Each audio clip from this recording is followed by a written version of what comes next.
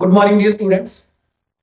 बच्चे हमने gametogenesis topic को क्लास में कवर किया है और गैमेटोजेनेसिस टॉपिक में हमने दो एस्पेक्ट पढ़े।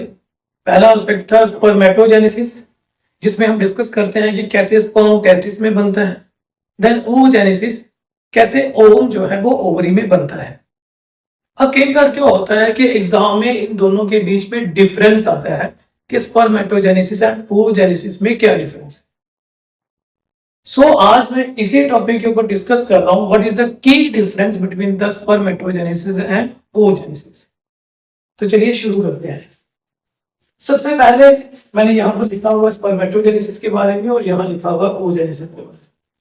स्पर्मेटोजेनेसिस ऑब्वियसली बात है कि यहां पर स्पर्म बनते हैं और ये टेस्टिस में ही होगा, और टेस्टिस के किस हिस्से में, दैट इज सेमिनिफेरस ट्यूब्यूल। तो स्पर्मेटोजेनेसिस जो है ये वाली प्रोसेस, ये वाली प्रक्रिया seminiferous tubule of the testis में होती है। ये टेस्टिस की सेक्शन में आप देख सकते हो सेमिनिफेरस ट्यूब्यूल कहां पर होते हैं। देखिए जो oogenesis है वो ओवरी में होती है, वहां पर कोई डिफरेंशिएशन, कोई डिमार्केशन नहीं होती। जैसे आप देख सकते हैं कि ओवरी में ऐसा कोई डिमार्केटेड एरिया नहीं है जहां पर oogenesis होती है।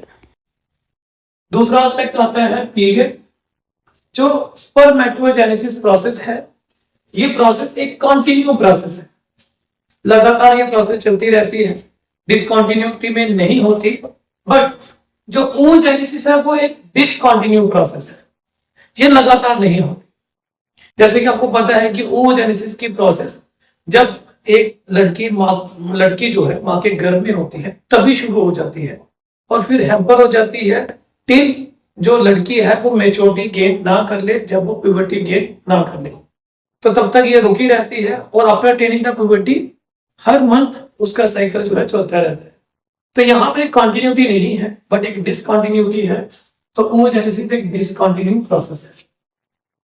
अब स्पर्मेटोजेनेसिस में ग्रोथ फेज जो होती है वो काफी शॉर्टर होती है, लेकिन अगर आप oogenesis की बात करें तो वहां पर जो ग्रोथ फेज है वो काफी लंबी होगी, दैट इज एक लॉन्गर प्रोसेस है। अब क्यों लॉन्गर प्रोसेस है वो इसीलिए क्योंकि ग्रोथ फेज में वहां पर मोस्ट ऑफ द ऑर्गेनिज्म के केस में अगर बात करें तो योग की सिंथेसिस की जाती है, जो कि टाइम टेकिंग प्रोसेस है। जैसे मैंने योग की बात की तो अगला स्टेप योग ही है। स्पर्म में एज सच कोई योग नहीं होता, ठीक है, क्योंकि स्पर्म सिर्फ न्यूक्लियस डोनेट करता है और in case of human being वो nucleus plus primary centriole donate करता है। लेकिन फीमेल के केस में वाइटलोजेनेसिस मतलब सिंथेसिस ऑफ द योग को हम वाइटलोजेनेसिस कहते हैं, वो हो सकती है में अक्सर। ह्यूमन के केस में ऑब्वियसली बात है योग की सिंथेसिस नहीं होती, बट हम सिर्फ ह्यूमन की बात ना करें तो oogenesis बाकी ऑर्गेनिज्म में की बात करें तो वहां पर क्या है, योग की सिंथेसिस हो सकती है ना। तो इसी के बेसिस के ऊपर हम कह सकते हैं कि योग की synthesis in case of spermatogenesis वो नहीं होती, लेकिन अगर हम लोग oogenesis करें तो वहां पर योग की सिंथेसिस हो सकती है। न्यूक्लियस इनके साथ स्पर्म जो होता है नेचुरली स्पर्म ट्राई करता है कि जितना वेट उसमें कम हो उतना अच्छा। तो स्पर्म के केस में न्यूक्लियस हाईली कंडेंस होता है, जो न्यूक्लियर फ्लूइड है वो रिलीज हो चुका होता है, वो निकल गया होता है ताकि न्यूक्लियस कॉम्पैक्ट रहे, कंडेंस रहे। लेकिन इन case of oogenesis nuclear material intact होता है और न्यूक्लियस काफी ब्लोटेड फॉर्म में रहता है, काफी बड़ा जो है बन के रहता है। नंबर की बात की जाए तो स्पर्मेटोजेनेसिस में 4 न्यूक्लियल स्पर्म बनते हैं, लेकिन oogenesis में एक ही ओवा है जो आपको देखने को मिलता है। इसके अलावा एक ओवा के अलावा आपको देखने को जो मिलेगा वो 3 पोलर बॉडी होती है। फिर पोलर बॉडी की बात की जाए, अभी मैंने यहीं पे डिस्कस किया। देखिए एक स्टेप दूसरे से रिलेटेड है डिफरेंस में। ऑब्वियसली बात है स्पर्मेटोजेनेसिस में आपको किसी भी तरीके से पोलर बॉडी नहीं दिखेगी, और पोलर बॉडी आपको कहां दिखती है, during the process of oogenesis। और कितनी होती है वो 3। तो oogenesis में क्या था, सेल है डिवाइड करता है, एक बड़ा सेल एक छोटा सेल, ये फिर से डिवाइड करेगा, एक बड़ा सेल एक छोटा सेल, और ये भी डिवाइड करेगा, 2 छोटे सेल बना देगा। तो 3 पोलर बॉडी और एक ओवम बनते हैं, ठीक। देन स्टार्टेड एंड कंप्लीटेड जो स्पर्मेटोजेनेसिस है वो टेस्टिस में ही शुरू होती है और टेस्टिस में ही खत्म प्रोसेस हो जाती है। लेकिन अगर हम बात करें oogenesis की, तो वो ओवरी में शुरू होती है, लेकिन आपको पता है कि सेकेंडरी oocyte जो है वो फर्दर डिवीजन जाता है तभी जब उसको प्राइमरी सेंट्रियोल मिलता है स्पर्म से, मतलब आफ्टर द फर्टिलाइजेशन प्रोसेस जब इनिशिएट हो जाती है, और वो ओवरी के बाहर होती है, that is in the fallopian tube. और फैलोपियन ट्यूब के कौन से हिस्से में? एम्पुला।